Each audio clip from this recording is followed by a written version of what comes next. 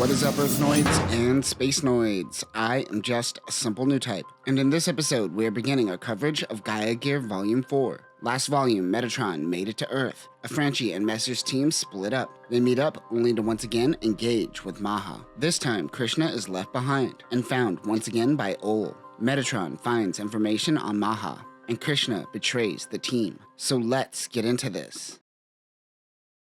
Afranchi thinks that Messer's team was used as bait. He tells Messer to link up with Madras in the Air Force One. They spot 6 units. Afranchi is certain it is Ol. Madras fires a beam cannon from the Air Force One and gets the ship stable so they could dock. Afranchi accelerates to Mach 3 and fires some missiles. He gets a hit on Ol's Brahm Texter. The hatch is stuck, so Krishna goes to manually open it. Krishna puts her weight into opening the hatch completely. The Zoran Soul docks with the ship. It is a rough landing. The Gaia Gear throws out some sand barrels and uses it as chaff while they escape. Ol uses his funnels. Afranchi focuses and counters the funnels with what he describes as raw impulse. Ray and Sace approach their Dochatis. The Zoran Soul accidentally bumps the man machines, which causes Krishna to fall out of the Air Force One onto a canopy below.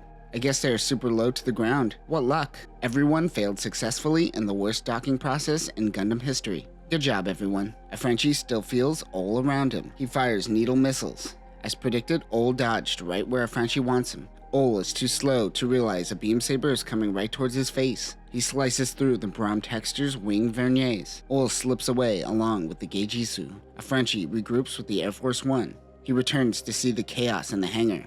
I look away for 10 minutes and you do this? He is informed that Krishna fell off the ship. They can't go back to the battlefield just yet. Krishna may not even be alive. They make the assumption that she is dead. After all that effort to get her the first time, such tonal whiplash. Afranchi flew over an ocean of bones of whales and sea creatures. The ocean has become too spicy. You can really taste the radiation in the air. Even though he is reunited with Messer, Ray, and Sace, they're still mad over Rayzam's death, who Afranchi doesn't seem to want to acknowledge. Toto Goring backs up Afranchi and says they are all freeloaders. Madras wonders what they should do about Krishna. There was a moment where Ray tried to save Krishna before falling. No one seemed to acknowledge this but Afranchi, and she felt seen for once in her life. Toto has learned of the population reduction scheme by Maha. The first phase is forced labor. This will be in places like Nouveau Paris, which is already underwater. Messer wonders what's the next phase. Toto gives Messer's balls a pinch. Afranchi understands that this means they are going to castrate them. How did you get castration from that?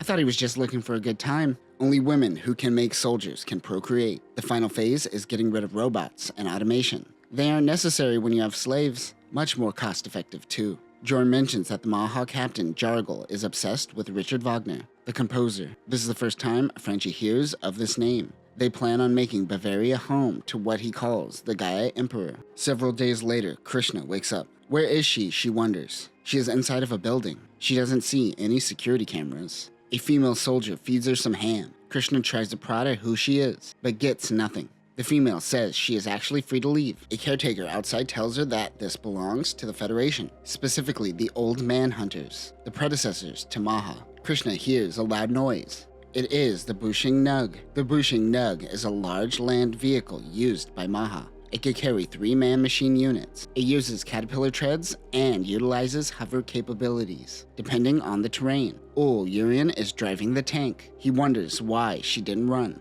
The name of the estate is called Mason Orley. Ol has been relegated to ground service after getting one of his men killed in the fight with Gaia Gear. He says that she is free of any charges even though she works with Metatron. The reason why Krishna was passed out for days is because when Ol found her, they used hypnosis on her to give them answers about Metatron. Ol says he didn't evade her privacy and only asked about Metatron. Says the guy who just roofied her. He says that Metatron never came back for her and she shouldn't go back to them.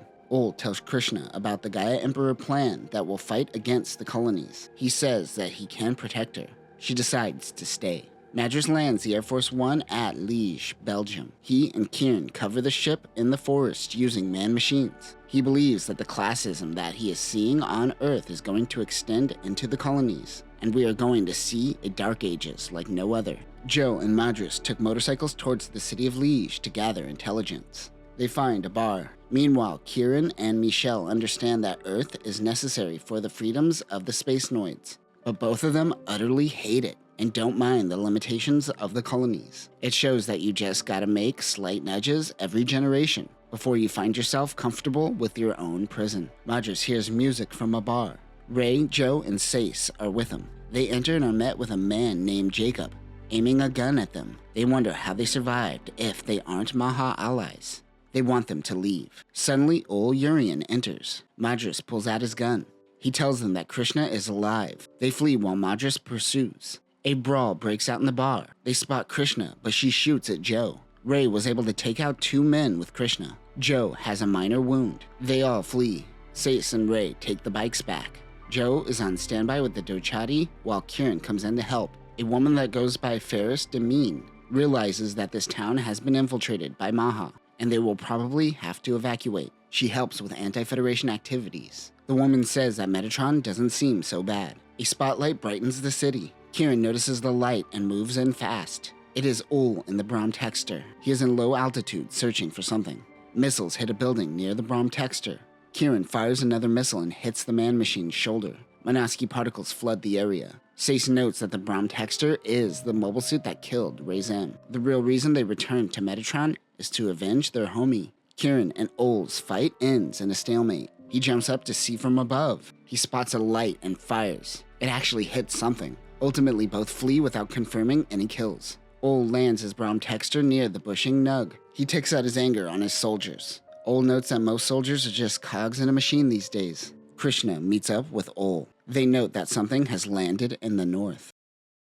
Ol lands on bushing Nug. He recognizes that the larger an organization grows, the more is needed to maintain it. This is where bureaucratic bloat comes from, and people trying to justify keeping the cog in the machine going. Maha is no different than the Federation before them. Krishna reports back after the incident and tells them that something may have landed in the northern pastures. She mentions that Ol is cold and predatory. She realizes that she may have to fight her old comrades, Madras and Joe. The feeling just dawns on her. This is all because Franchi Shar gave Miranda more attention. I'm getting Rekoa vibes from Krishna. Kieran's unit touches down on Air Force One. Once everyone is on board, Madras takes off. Ray and Sace are in flanking position. Durant tells Krishna to give Ol covering fire, or he may put a bullet in her back. He opens up the comms to leak the enemy's location. Ray and Sace move in on the bushing Nug. The two picked up the comms. They're mad that Krishna betrayed them. Sace and Ray deploy sand barrels. The second Hathaway movie that just came out is the first time we get a visual on what sand barrels look like. Two Durchatis move upward. Ray uses her Vulcans and takes one out, but she gives away her position. Ol moves in on Ray at low altitudes. Sace fires a volley of missiles and regrets it. It gives away his position, and Ol moves in. Ol uses his Brahm Texter's beam saber and kills Sace. Kieran Mead enters into the combat zone. Ol unleashes sand barrels. He tries to trick Kieran, but he is skilled and sees right through him. He then unleashes his funnels. Kieran is skilled, but he is no match for funnels and is vaporized.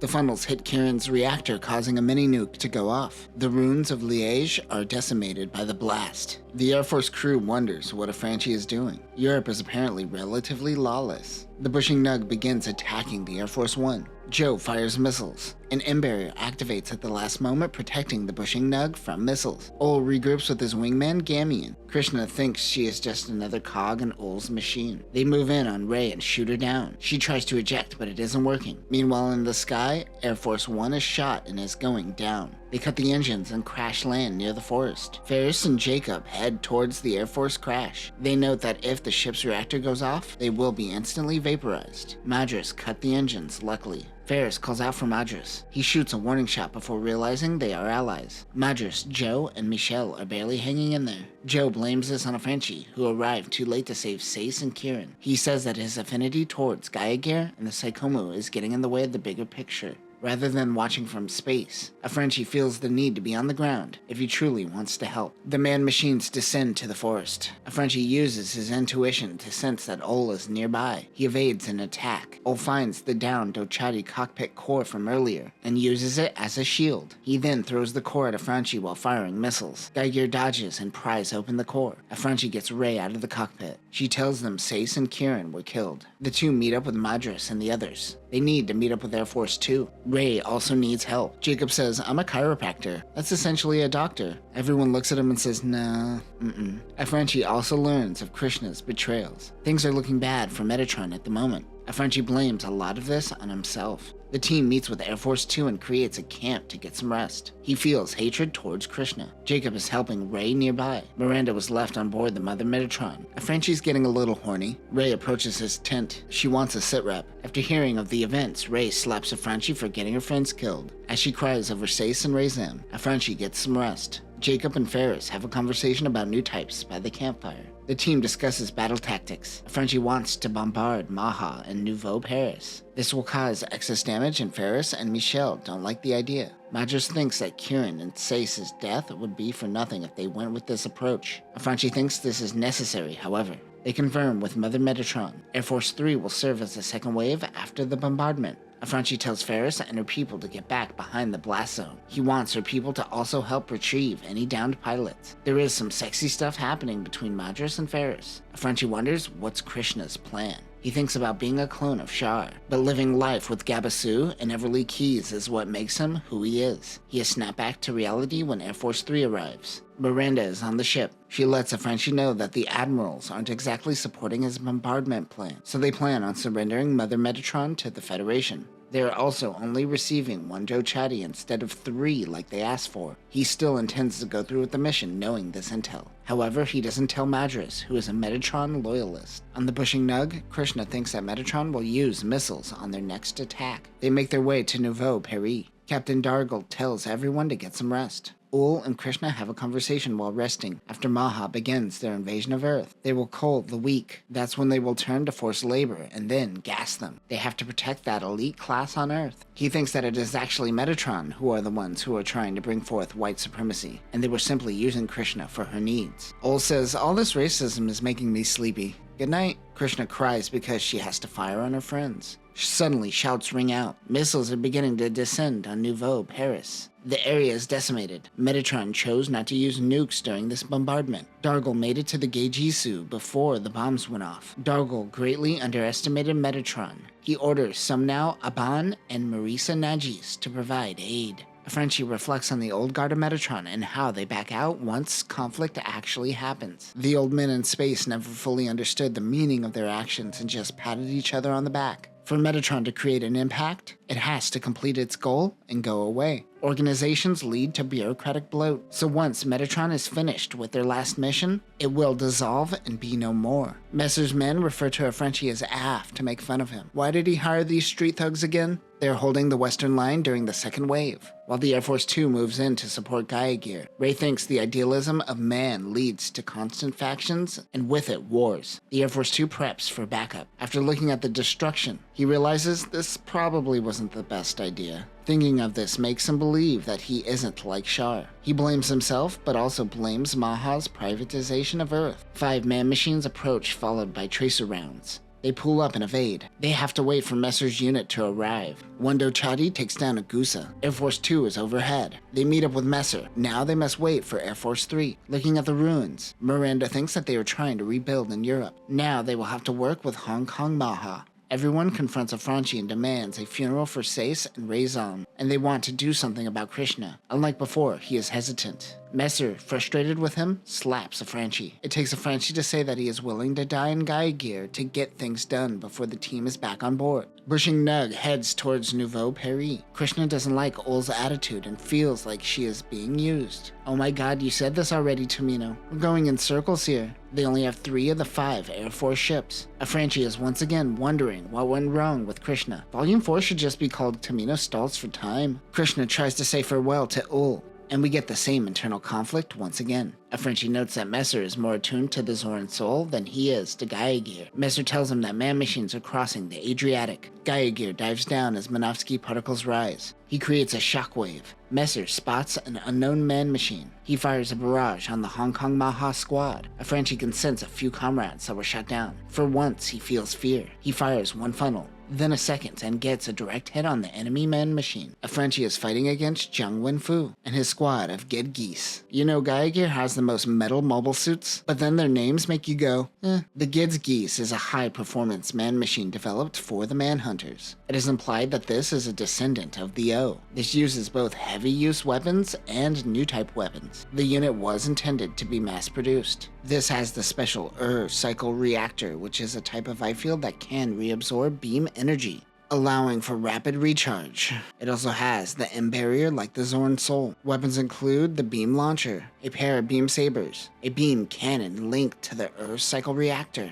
sand barrels, barrel missiles, and funnels. Jiang Wenfu deploys its funnels on Gaia Gear. A Frenchie dodges, so Jiang tells his men to pull back. One of his men is killed by a Frenchie. He thinks Dargle is careless for not giving him proper intel. The Gids geese use sand barrels and get out of there. A Frenchie thinks, I wonder what gender that pilot was. That was your first thought? Messer Zorn Soul is pretty beat up. He looks at a piece of scrap from the Gids geese and finds the name of the man machine from the manufacturer data. If the Manhunters made this, that means their manufacturing capabilities on Earth is greater than they thought. They're hoping to get new units as they don't have any extra Zorn Soul parts. It might be time for Messer to part with his man machine. Jiang Wenfu does a mock battle. There is some tension between the Hong Kong Maha team and Dargle. Dargle thinks, Orientals, am I right? Ul's Brahm Texture is getting an upgrade. Jiang is eager to fight against the Gaia Gear once again. Dargle plans on luring old Federation families who are illegals and rounding them up. The plans for an independent Earth nation is in effect. And that will conclude Gaia Gear Volume 4. Tomino really didn't have a strong focus in this novel. Metatron lost many men, but the novel doesn't want to focus on the emotional downfall of the organization, and would rather babble about genders. This might be Tomino at his worst. That being said, once the plot focused at the end of the novel, I was once again engaged, and I'm hoping the final novel will be the same. Next time we will begin Volume 5. Messer fights against Ul in the Brahm Texture. Joe looks for Krishna, and they learn that Maha is hanging out in Munich. But that will do it for now, Newtypes. Remember, Krishna is really conflicted about Ul. I know this because the novel told me so many times. Peace.